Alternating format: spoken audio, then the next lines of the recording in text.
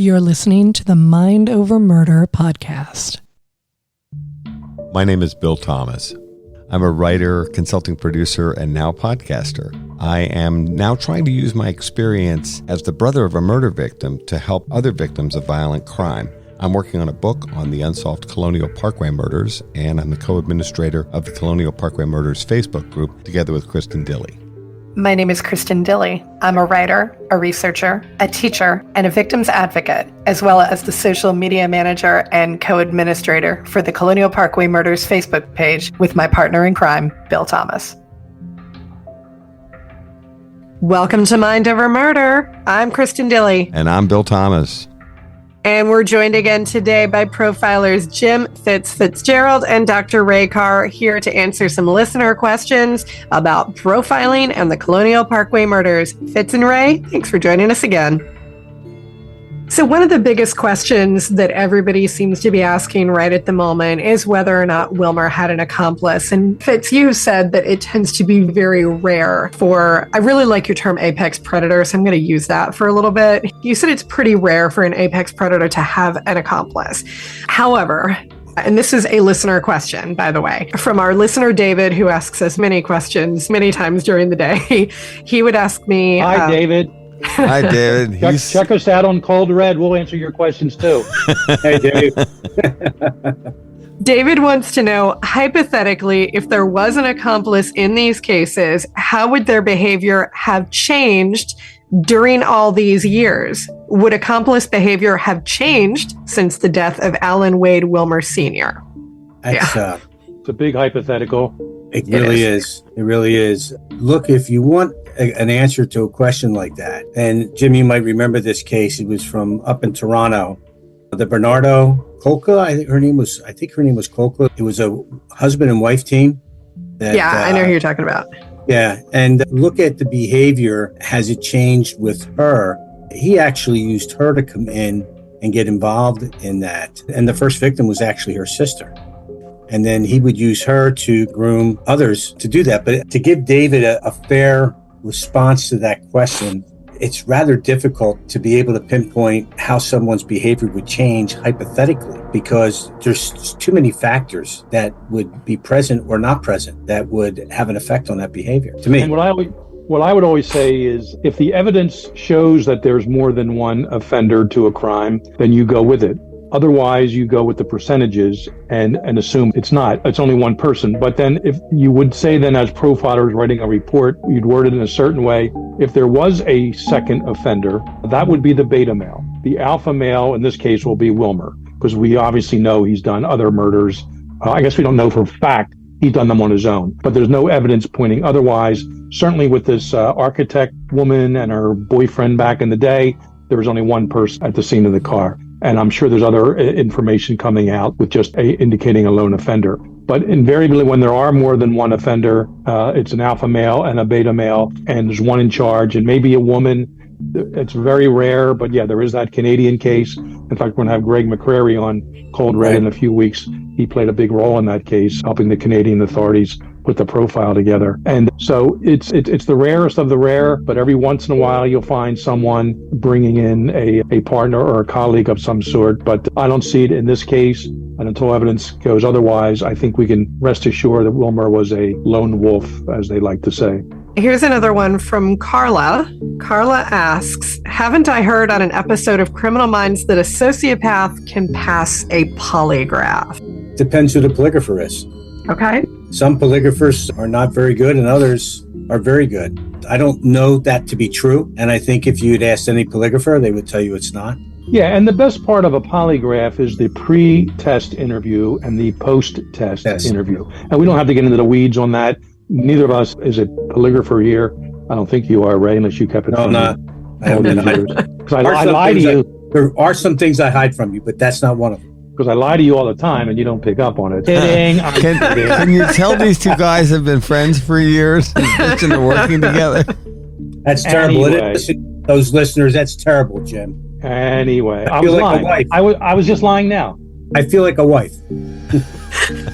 We're not going to go there. We're not going to go there. It's a very close working David relationship. or Carla or anyone else who may be listening. But just to wrap up the polygraph part, yeah, people can beat it. I'm convinced. I've watched people take polygraphs live with a camera or a one-way mirror, and I'm convinced that the guy is lying, but somehow the needles are just not gyrating the way they should, and the operator has to officially say they passed. It can be compromised. Psychopaths and sociopaths are so good at lying that they can actually believe what they're saying, even if one part of their brain knows it's a lie. And that can throw off your autonomic responses, your physiological responses, I should say, don't react how it would to one of us telling a lie, a quote unquote normal person telling a lie. So I'm glad the person is quoting Criminal Minds, because I was the tech advisor on that show for a number of years, and I'm not sure that was one of my episodes or not, but for the writer's sake, I will say, yeah, every once in a while, a psychopath high on that scale, he probably could pass a polygraph if it was only an average polygrapher or less.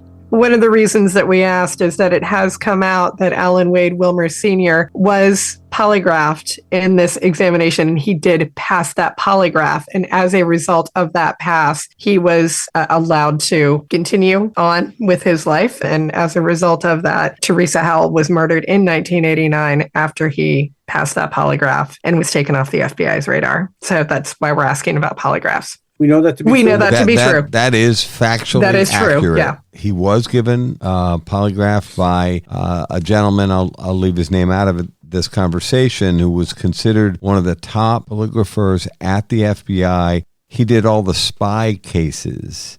There were a lot of high-profile spy cases broken, particularly in Norfolk, Virginia, with the Navy, military, CIA, et cetera, all being there. There were a number of big busts of spies, and this guy did those cases. I actually think there may have been too much deference given to this particular polygraph examiner. I think they might have actually put too much weight into what he said.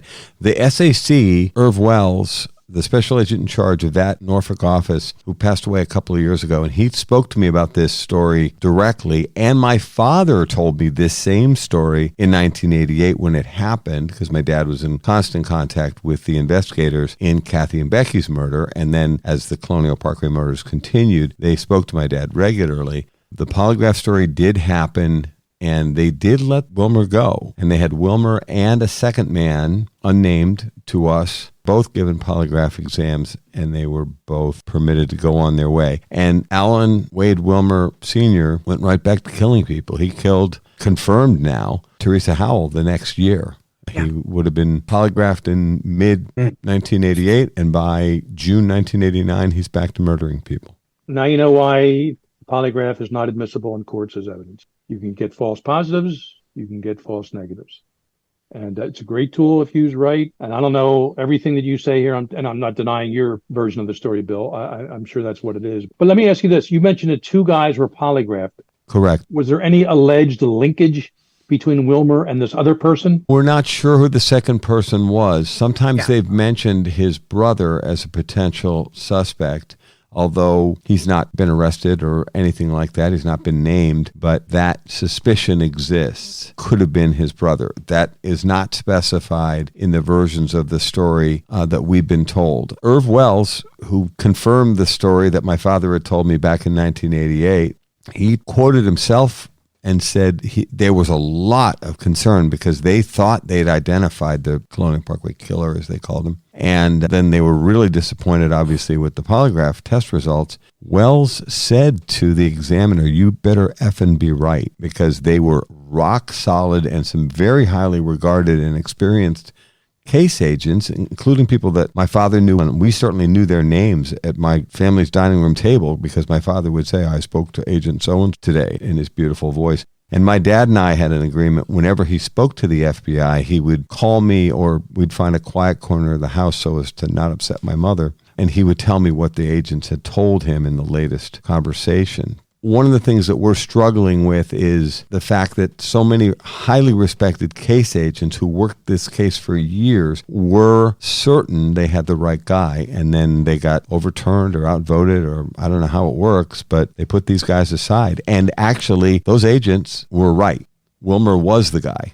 I'm taken back a little bit that the FBI was the lead agency in this, because to the best of my knowledge, capital murder was not something the FBI was involved in. And I have to ask the other question, Bill, is what information was available to the police and the agents that led them to polygraph Wilmer in the first place? Well, and why would you walk away if you had information that was solid enough to get you to a point to polygraph someone? Why would you let one polygraph be the difference? Because we knew, and I knew, and as Jim had mentioned, although a polygraph wasn't admissible, it was just an investigative tool. And just because it came up negative didn't mean that what we also had evidentiary-wise wasn't tied to this individual. So I have to ask, what else was tied that allowed them to even put him on the radar? I'll try to do the compact version of this. When Keith Call and Cassandra Hailey went missing on the Colonial Parkway, the FBI did a full court press. They already had 2 double homicides that had already taken place. Kathy Thomas and Rebecca Dowski had been murdered a year and a half prior on the Colonial Parkway. And then the second couple, Robin Edwards and David Knobling, had been killed about a half hour away at the Ragged Island Wildlife Refuge, which was a Virginia State Police case because it was outside the national park. So FBI's the lead on Thomas Dowski. Now we have a third couple who've gone missing, call Hailey, and now we're back on the Colonial Parkway. So the FBI takes the lead. At that time, then, they realized they had a very serious problem. They've got 2 double homicides, and now they have a couple missing. And the car is found abandoned on one of these little half-moon pull-offs on the Colonial Parkway next to the York River in a very similar situation to the way my sister Kathy's car was found. And it's only like 1.5 miles away and about 18 months prior. So they are really throwing a full-court press at this thing. They book a hotel. They book an entire hotel. It's filled with FBI agents and staff. They are working this case hard. Of course, it's pre-internet, pre-cell phone. So they use radios a lot. They develop intelligence that there are a number of people that were on the Colonial Parkway, couples, described a very unique vehicle that was seen on the Colonial Parkway cruising from one of these half-moon pull-offs to the next one to the next one. Very peculiar behavior, and they got very good descriptions of this very distinctive, one-of-a-kind pickup truck, and so they're looking for that pickup truck. The guy that was responsible for the maintenance of the radios actually heard all of the chatter with the FBI agents getting their assignments, developing leads, and that sort of thing, heard the description of the truck. He then radios in a day or two later and says, guys, I'm on the highway, and I'm next to the truck you're looking for. This very distinctive blue-green truck, faded writing on the doors with a big elaborate rig on the back, which to my eye would look like a tow truck, but is really the tongs and winches that you use to pull crab pots and oyster traps out of the water. So this truck is very distinctive, and they've got good descriptions. The radio operator calls in and says, I'm next to this guy on the highway. He describes the truck. They say, that's the one we're looking for. He said, it's got unusual plates on it, too. It had vanity plates, E.M.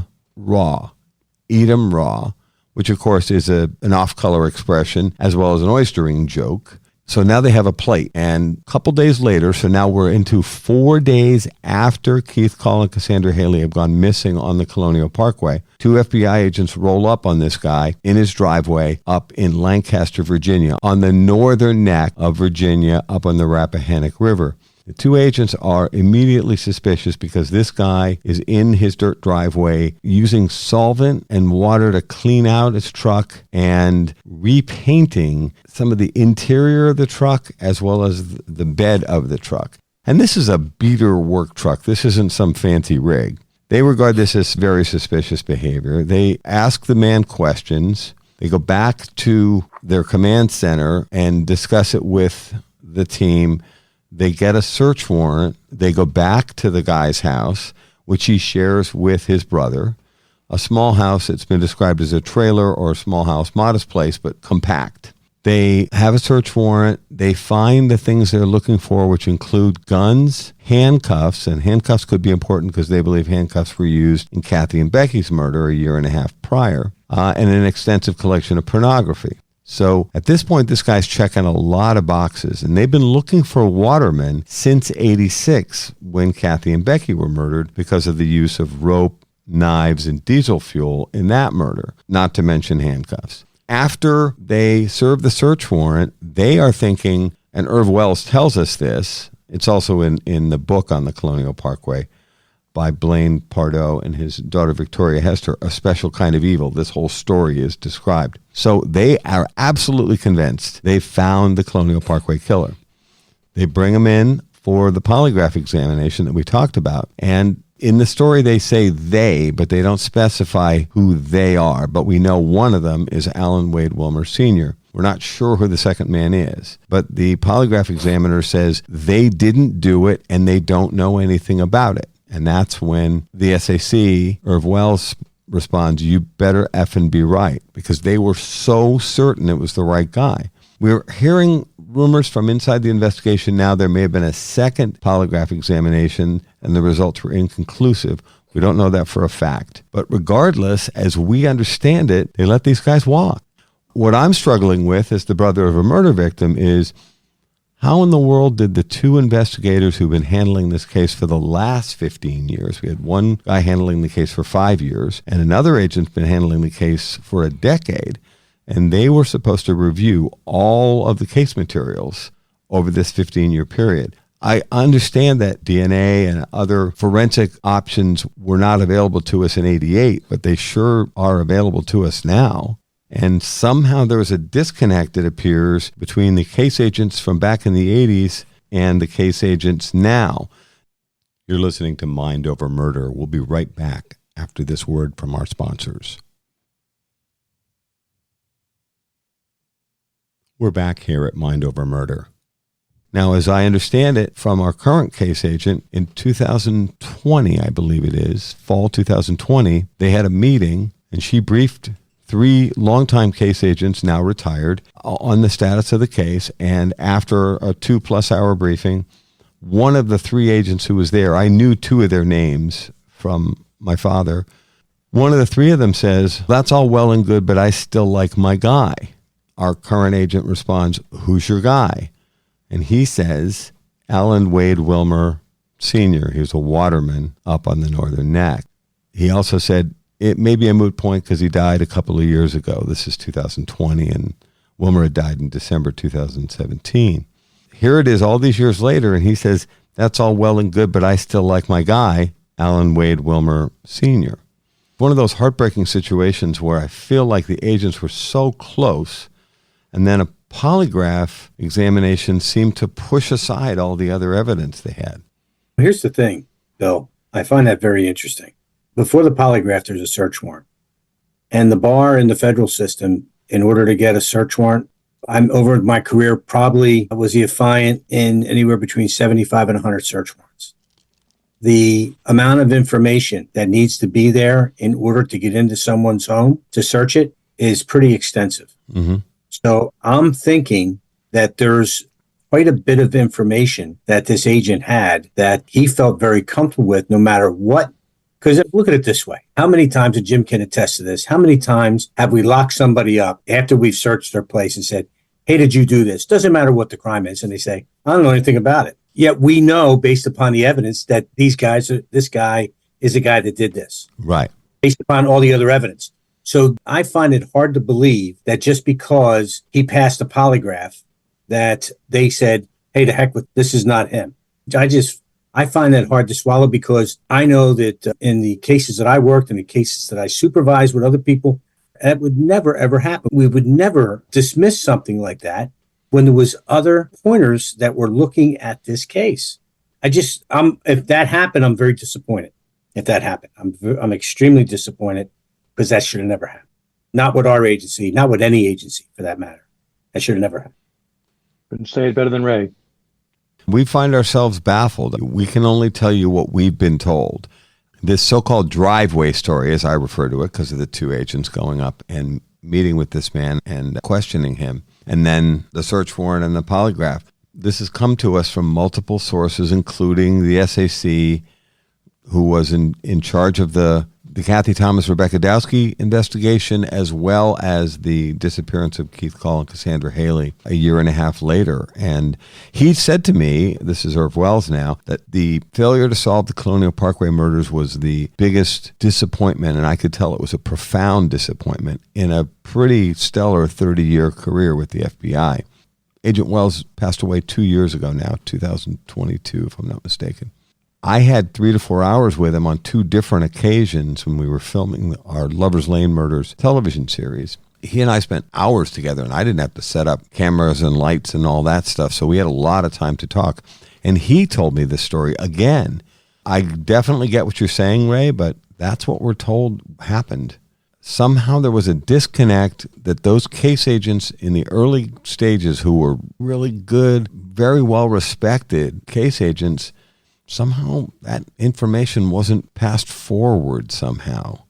Our current case agent said she didn't know about Wilmer until 2020, and he'd already been dead for 3 years by that point. It's a very frustrating and baffling situation. How do you read? Tells me she didn't read the case file. Because if you go back and read the case file, how can you not know the guy's name? I think she knew his name but didn't realize how much attention should be paid to him. I don't know. The polygraph results should have been in there or some reference to it. Would it be in the case file too, would it not? Yeah, and look, nothing against any other agency out there, but the FBI, when we do something, there's nobody better at doing it than we are. Not to say that we can't drop the ball from time to time, that happens, but in something like this where there's multiple victims, there's multiple agencies, it pains me to say that not one person from any other agency said anything or had any input into this. Something's not right here. I would love to hear from the case agent who said, hey, he said 20 years later, after this guy's dead, he said, I still like my guy. Well, Wilmer Sr., I still like him. 30 years later, I still like him. He's making that statement. I would love to hear his explanation about what happened. First, I'm trying to understand, and I guess I understand that the case, the jurisdiction of the case came into the venue because of the fact that it was a national park. Correct. Which was federal land. Yeah. And that's what gave the FBI thing. And actually, you have federal park rangers that usually handle those things, but they're not equipped. And nor is the FBI does not investigate homicides. But that doesn't mean that they're not capable of doing so. They're very capable. And because a lot of FBI agents are former police officers. Right. Many of the agents, I know, I don't know if you're also a police officer previously, but many FBI agents I've met, like Jim, are former cops themselves. Yeah. Before we let you guys go, we're going to ask you to just do one little bit of speculation, just one more thing. Is there any reason that you could think of why a serial killer's DNA might not be uploaded to the CODIS system? If he's never been charged with a crime, certainly a felony crime, or even one involving a sexual offense or a violent offense, that's my understanding. And there are, as great as DNA is, and part of me is saying we should have everyone's DNA in these databases. There are certainly civil libertarians and others saying that's not necessarily the case. It's a violation of our rights. You forgo some of those rights when you're arrested for a violent crime and a sexual crime of some sort. And the laws vary from state to state. If Wilmer had no other violent offenses under his belt, He did not. Back in the 80s, he wouldn't have been voluntarily asked to provide a saliva swab because the DNA analysis, forensic DNA analysis, wasn't around then. There was no reason for that then. There's really no excuse nowadays if someone has one of those charges against them to either solve future crimes or to solve, of course, past crimes, not to mention the one being investigated in real time. There's really no excuse for that now, but unless it's voluntary, I am of the school. My mind has changed a bit over the years without getting into some of the issues in our country today. But if you're not accused of a crime, you shouldn't necessarily have to either have stuff taken from your body or, for that matter, stuck into your body. And I think so I understand that part of why Wilmer's DNA was not in any sort of CODIS-like database. Just to add to what Jim said, back in the mid-'80s, there was no DNA. So there was no CODIS. There was no purpose or reason to take a DNA sample because it didn't exist. To the best of my recollection, I'm going to say 2010, 2009, we start being mandated that anybody that's arrested, we were starting to take swabs. And Jim was already gone from the Bureau. So even when Jim was in the Bureau before he left in 2007, we weren't taking swabs then. It didn't happen until I think 2009, 2010, at the end of my tenure, when I was getting ready to leave, that they started doing that.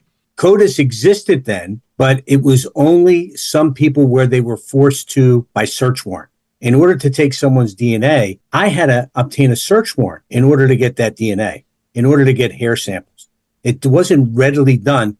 Then it became a condition. If you're arrested, not only are you going to provide fingerprints, you're also going to provide a swab. And we would do a cheek swab and send that down, and that would be entered into CODIS. So that's probably the reason, because 2010, this individual's in his mid-50s, late 50s. Mm-hmm. At that point, his probably career as a criminal either really subsided or was almost over. One thing I'm thinking about, and I'm not throwing anybody under the bus, and I've had plenty of criticisms of the FBI and the Virginia State Police over the years, and quite intensively over the past few weeks, because I don't think they were straightforward at all in this recent press conference where they announced the identification of this offender.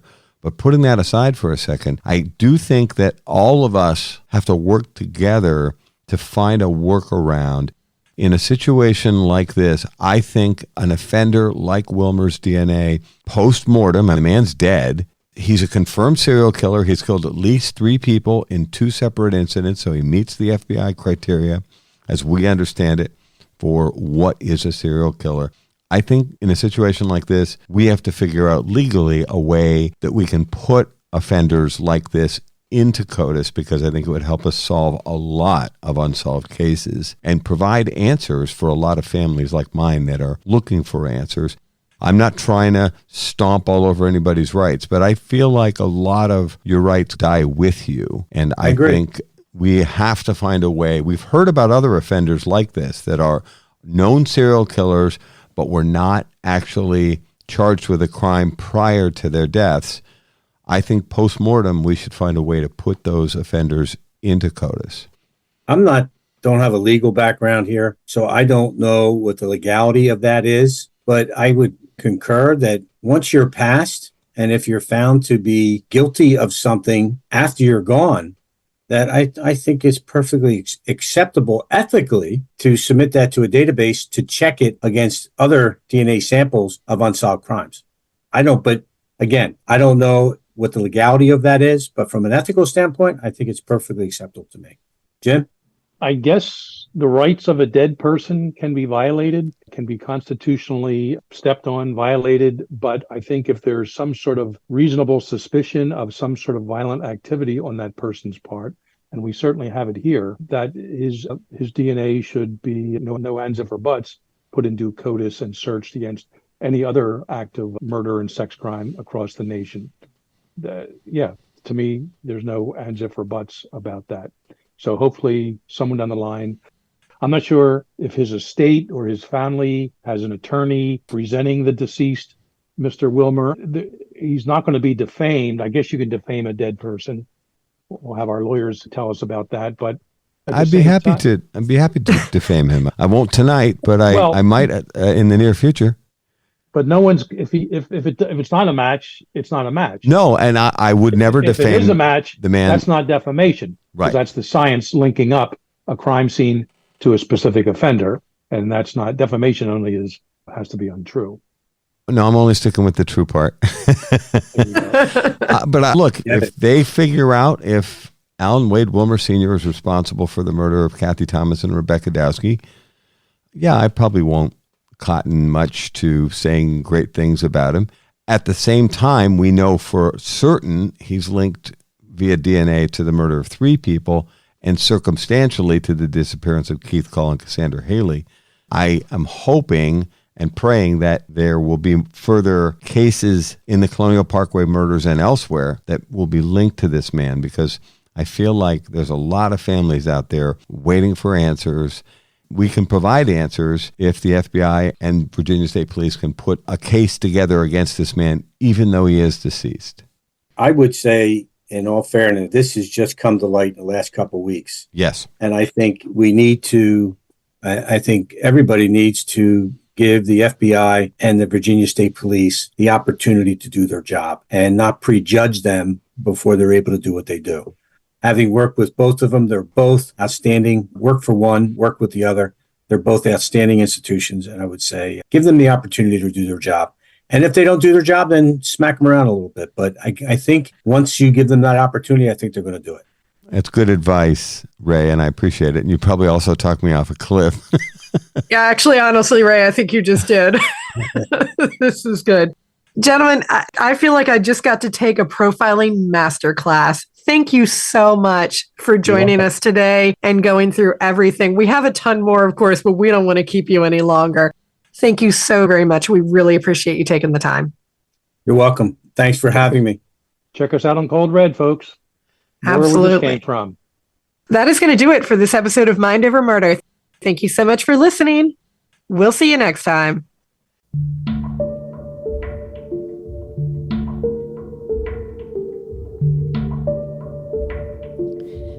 Mind Over Murder is a production of Absolute Zero and Another Dog Productions. Our executive producers are Bill Thomas and Kristin Dilley. Our logo art is by Pamela Arnois. Our theme music is by Kevin MacLeod. Mind Over Murder is distributed in partnership with Crawl Space Media. You can follow us on Facebook, Twitter, or Instagram. You can also follow our page on the Colonial Parkway Murders on Facebook. And finally, you can follow Bill Thomas on Twitter at BillThomas56. Thank you for listening to Mind Over Murder.